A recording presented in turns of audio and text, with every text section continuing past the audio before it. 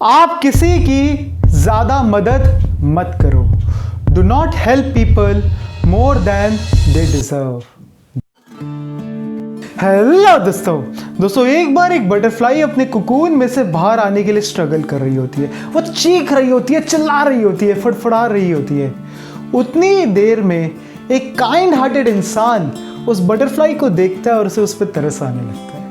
वो 5 मिनट तक ऑब्जर्व करता है, लेकिन उस बटरफ्लाई का स्ट्रगल देख के, उस बटरफ्लाई के कॉन्टिन्यूअस पेन देख के वो डिसाइड करता है कि अगर मैं इस कुकून को ऊपर से फाड़ दूँ तो बटरफ्लाई झट से इस कुकून से बाहर आ जाएगी।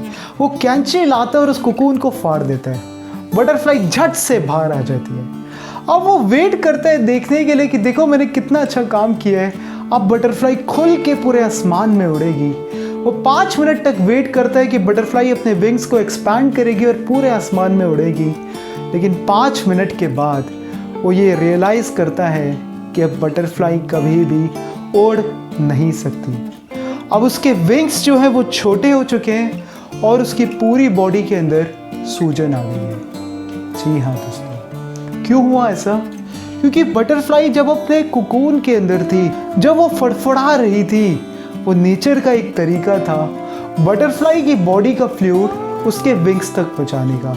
जैसे ही वो फ्लूइड विंग्स तक पहुंच जाता, विंग्स एक्सपैंड हो जाते, और जैसे ही विंग्स एक्सपैंड हो जाते वो झट से उस कुकून को छोड़ के इस आसमान के अंदर उड़ जाती। लेकिन अनजाने के अंदर उस आदमी ने इस पॉसिबिलिटी को ही ख़त्म कर दिया कि बटरफ्लाई कभी भी आसमान में उड़ पाए। उसने इस पॉसिबिलिटी को ही ख़त्म कर दिया कि बटरफ्लाई के विंग्स एक्सपैंड हो पाए। जी हाँ दोस्तों, तो समझ के आते हैं इस कहानी से, ये जो स्ट्रगल था बटरफ्लाई का, ये स्ट्रगल नेचर का एक तरीका था बटरफ्लाई को अंदर से स्ट्रांग बनाने के लिए। ये स्ट्रगल नेचर का एक तरीका था बटरफ्लाई के विंग्स को एक्सपैंड करने के लिए। हमारी लाइफ में भी ना दोस्तों कुछ ऐसा ही होता है। जो हमारा स्ट्रगल वाला टाइम होता है ना दोस्त, वो स्ट्रगल का टाइम, वो हैसलिंग का टाइम नेचर का एक तरीका होता है हमें अंदर से स्ट्रांग बनाने के लिए, हमारी पर्सनालिटी को बेटर बनाने के लिए, हमारे कॉन्फिडेंस को बेटर बनाने के लिए, हमारे हार्डवर्क, हमारे डिसिप्लिन, हमारी कंसिस्टेंसी को टेस्ट करने के लिए। जी हाँ दोस्तों, वो लाइफ का एक टाइम होता है हमारे अंदर पेशेंस की क्वालिटी डेवलप करने के लिए। वो एक टाइम होता है हमारे को अंदर से स्ट्रांग बनाने के लिए। लेकिन अनजाने के अंदर जब हम दूसरे इंसान के डिसीजन खुद लेने लगते हैं तो हम उस पॉसिबिलिटी को ही ख़त्म कर देते हैं कि वो इंसान कभी भी अंदर से ग्रो कर पाए।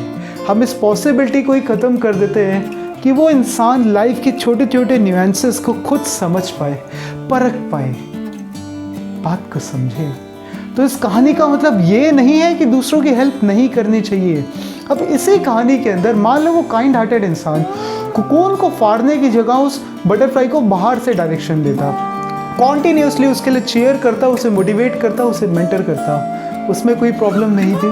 बटरफ्लाई उसकी भाषा तो नहीं समझती, लेकिन उसे देख के उसका मनोबल बढ़ता, फिर वो और जोर लगाती और उस कुकून से बाहर आने की कोशिश करती।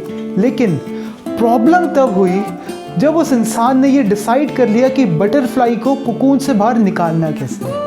हम अपनी लाइफ में भी कुछ ऐसे ही तो कर रहे होते हैं दोस्त। अपने बच्चों के करियर के डिसीजन जब हम खुद लेते हैं, अपने छोटे भाई के सेटल होने की परवाह जब हम अपने उस सर पे ले लेते हैं, उन्हें स्ट्रगल करने दो, उस टाइम से उन्हें गुजरने दो। आप बाहर से उन्हें गाइडेंस दे सकते हो, मोटिवेट कर सकते हो, मेंटर कर सकते हो, लेकिन कभी भी उनके डिसीजन यानी उनके कुकून के बाहर आने के डिसीजन खुद मत लो, स्ट्रगल करने दो। वो नेचर का एक तरीका है उन्हें अंदर से स्ट्रांग बनाने के लिए।